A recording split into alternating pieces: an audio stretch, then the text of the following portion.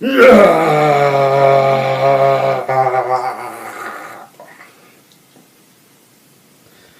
enough, right?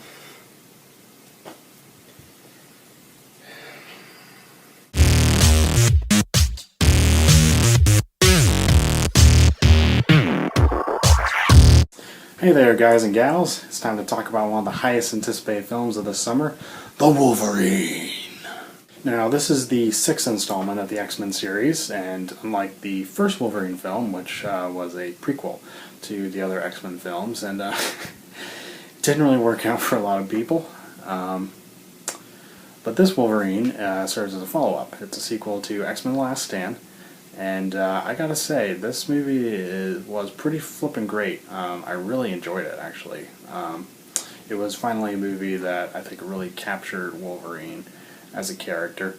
Now, I've always loved Hugh Jackman in this role. I think he's just really nailed Logan's personality and character. And he's just done a really fantastic job through all the X-Men films. Wolverine has always been one of my favorite superheroes. He's just a total boss. I mean, come on, what's not to like about him? He's awesome. So I have to say that I really enjoyed this film. I thought it was really well made, and one of the aspects that I liked about it was the action scenes. I know a lot of times in superhero movies, the action scenes tend to be really, really long and just, filled with explosions, and, nothing's really happening. It's just they're, I don't know, trying to keep you entertained. But for me, there's a lot of action in this movie, but when the action happens, the scenes are a little bit shorter, they're more intense, and I felt that they were a little more integral to the story. Like, there was actually some things that were happening in those scenes, it wasn't just like mindless fighting. So I really like that aspect of the film. And I mean, the story is hardly groundbreaking or anything. You're not going to walk out of the theater like, oh my gosh, that was such a mind-blowing story or anything like that. The main key here is that it was just executed so well.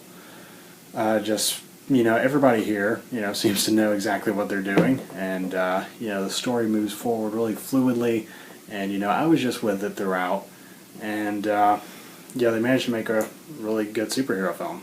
And this isn't really your typical Marvel superhero film. It's a little darker, it's a little more dramatic, and I think it's just a little more mature film than what we typically see from Marvel, and possibly even superhero films in general. But this movie isn't perfect by any means. Certainly if you're highly invested in comic book lore, you're definitely going to have some problems with this movie. I thought that the last 20 minutes or so, really just the climax, kind of took a more comic bookish step that was, I think, a little bit out of the tone for the movie, and it was kind of a direction I wasn't really expecting for them to go in. It wasn't bad or anything. It was just, it was a little different. I think they missed a step a little bit, in the climax. But, hardly anything to ruin the movie. There's one villain that's this female villain called Viper. She actually reminded me a lot of one of Batman's villains, Poison Ivy. And I think she's kind of the weakest link here. She's definitely the most, kind of comic bookish character here. And overall I thought, she had a slightly, cheesy quality to her character. And she wasn't really overly necessary, I don't think, and they could have just kept her out entirely, and I don't think it really would have made much difference.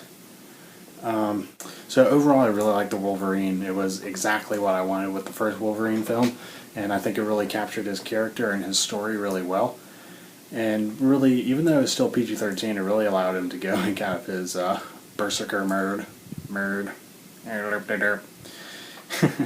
Anyways, so yeah, I really enjoyed this film. It's not perfect, but I'd have to say this is my favorite superhero film so far this year.